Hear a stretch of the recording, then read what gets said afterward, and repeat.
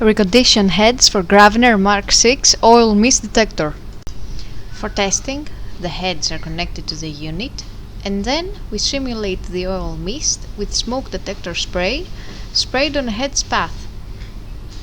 Apart from hearing the alarm, we can also see the relevant indicator lights on both the head and the unit, as well as a message on the screen.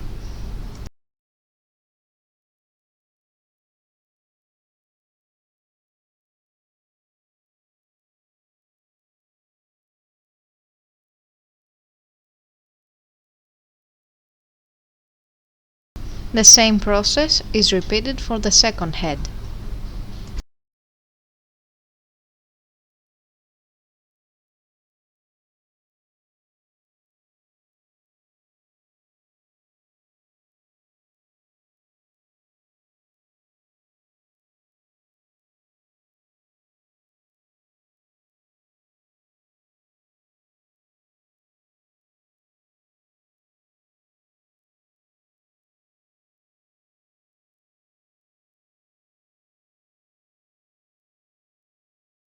We can now see that both detector heads are operating successfully and are ready to be delivered to the customer.